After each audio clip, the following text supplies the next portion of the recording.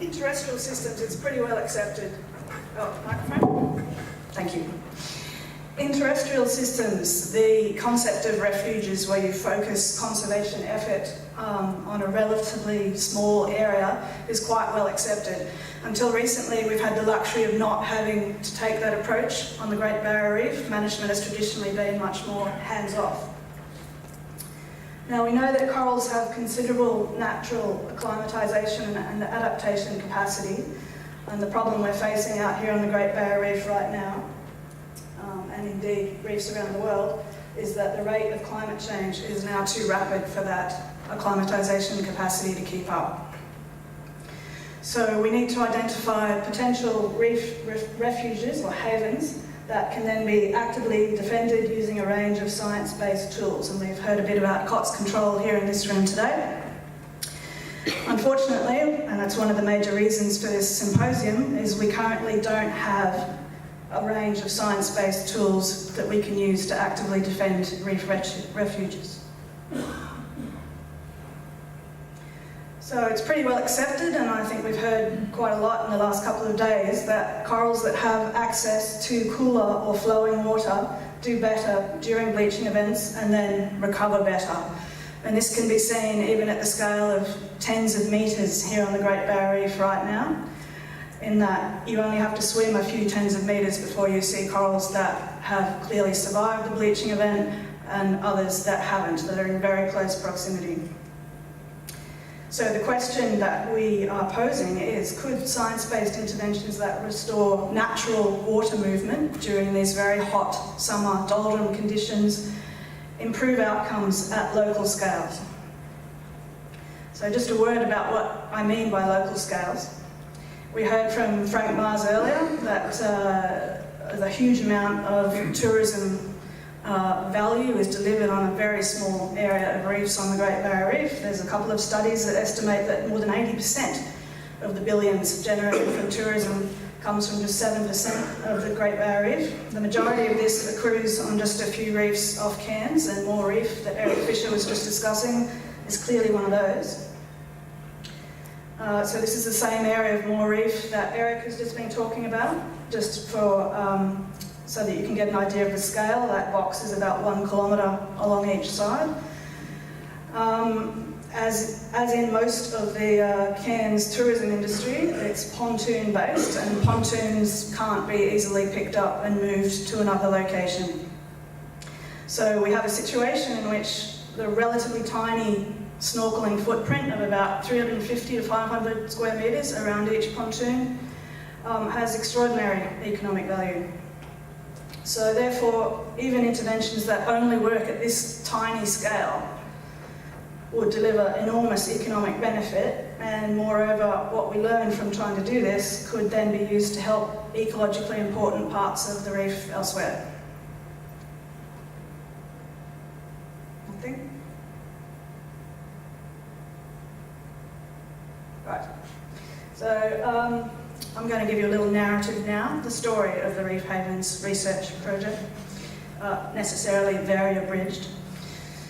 As my chair described this project, it's been a short time, but it seems like it's been a very long road.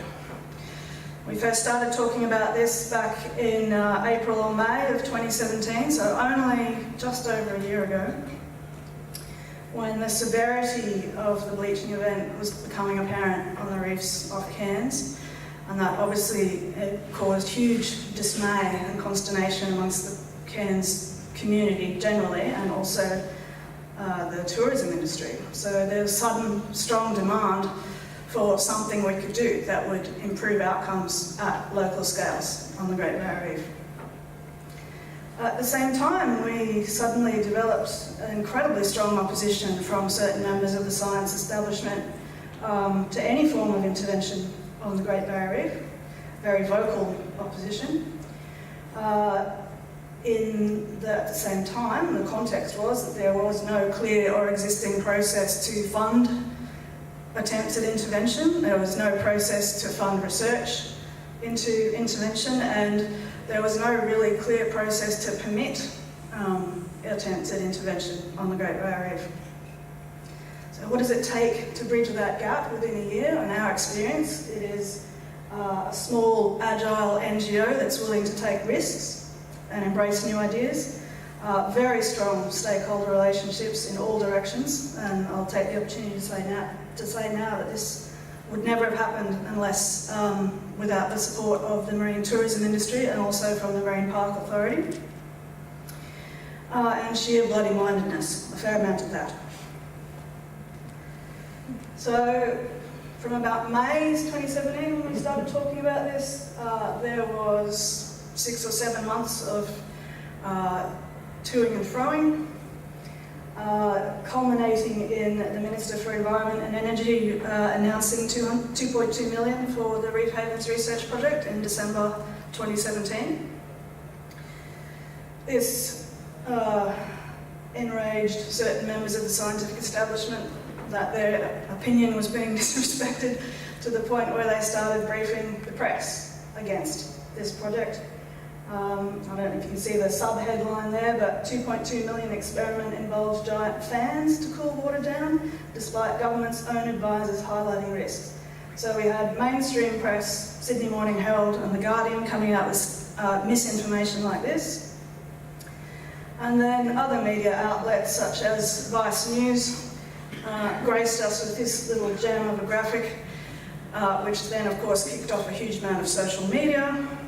And we got absolutely ridiculous things being stated in public forums on Twitter like this. Still, we persisted. So now we have the Reef Havens Research Platform actually partially installed out there on Moore Reef right now. We have an independent science committee who provides oversight and includes members from the Australian Institute of Marine Science and James Cook University and various other authorities. The specific aim of the project is to provide actionable advice, which means to governments and to industry, about the utility of engineering approaches to reducing heat stress at local scales. And you can see there the 3 main science questions that we're going to try to answer or commence answering this coming summer. When, where and at what depth might cooler water be available?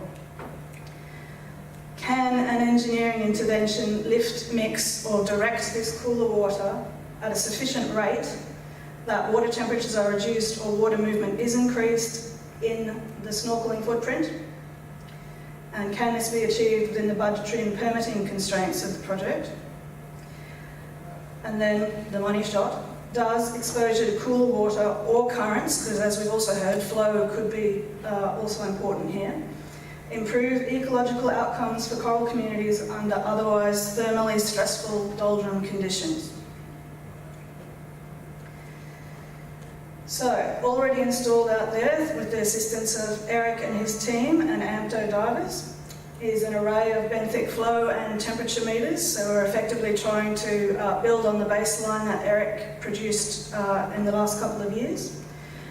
So that's currently collecting information right now. I think we're going to pull the first lot out in August, early August, was it, Eric? Yep.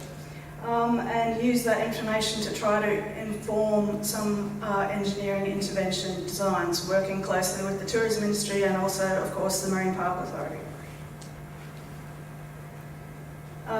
There are plans that haven't yet been signed off by the steering committee to install further equipment, including acoustic Doppler current profilers and actual acoustic monitoring that measures sound out at the site. We are in talks with AIMS for ways that we could use E-Reef's recon downscaling to try to understand a bit more about natural water movement at the site. We are planning to set up a network of sentinel corals that will be repeated,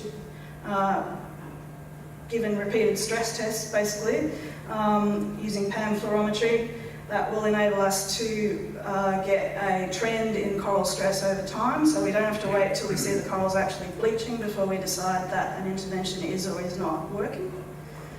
And I'd just like to say again that this research is only possible thanks to the really close and ongoing connections with the tourism industry and AIMS and AMPTO as well.